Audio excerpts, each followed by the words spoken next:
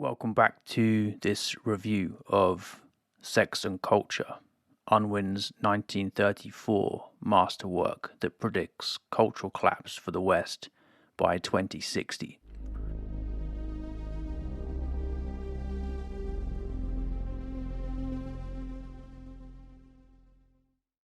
According to Unwin, there are four great patterns of human culture. Societies can be reliably classified according to their behavior. Zoistic, a dead culture or inert culture with no interest in understanding nature. Manistic, superstitious and marked by special treatment of the dead. Deistic, attributes the powers of nature to a god or gods. Rationalistic, uses rational thinking in understanding nature and daily decisions.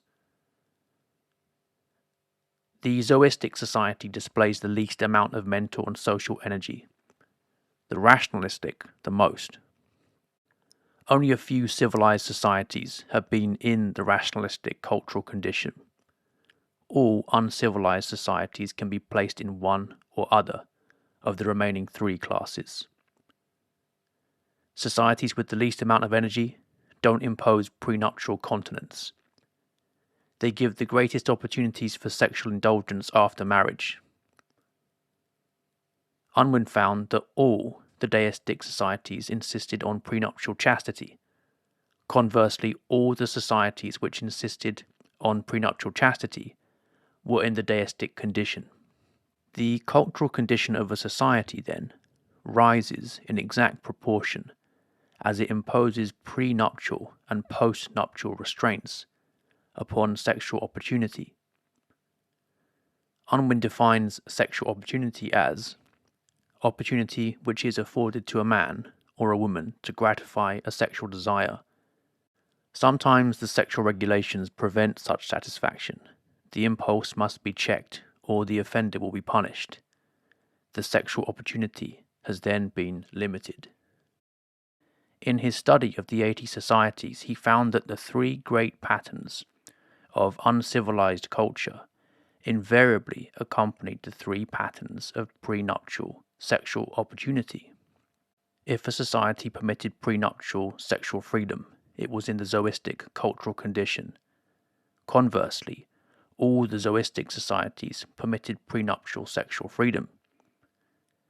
If a society adopted such regulations as imposed and irregular or occasional continence, it was in the manistic cultural condition. Conversely, all the manistic societies had adopted such regulations as imposed and irregular or occasional continence.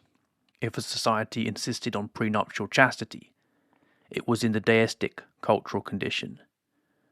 Conversely, some of the members of all the deistic societies demanded the tokens of virginity as proof that a girl was Virgo intacta when she was married. The evidence is that postnuptial regulations are not a productive factor unless the society insists on prenuptial chastity. Thus, in the past, the compulsory continence suffered by human societies has been of 6 different intensities, according as they 1.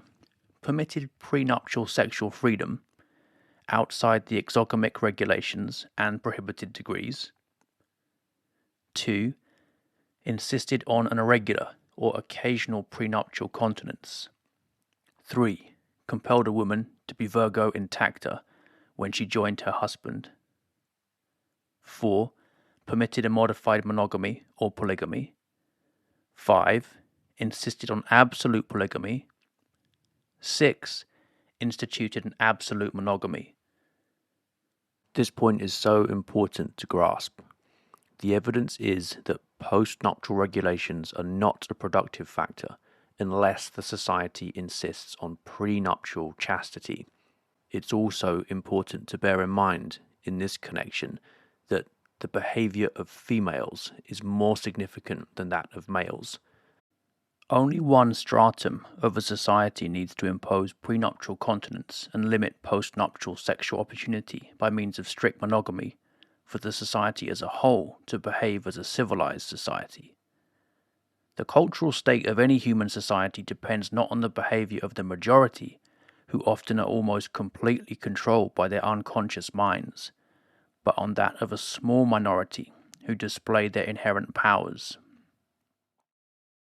The resulting energy starts as expansive energy, leading to conquest, colonization, and commerce. But there is a subsequent phase, when the rigorous tradition of sexual restraint is inherited by a number of generations. The energy becomes productive. Productive energy isn't exclusively expansive. It goes into speculation, science, and reform.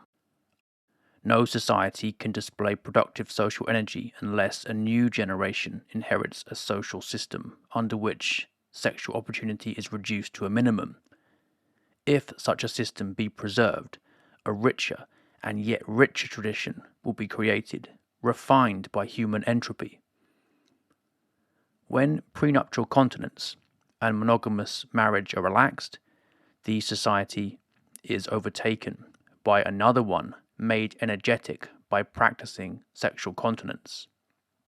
Unwin understands the attitude of sexual utopian reformers well. A man has been heard to declare that he wishes both to enjoy the advantages of high culture and to abolish compulsory continence.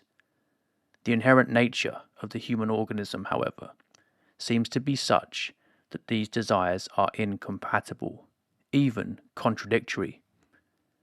Any human society is free to choose either to display great energy or to enjoy sexual freedom.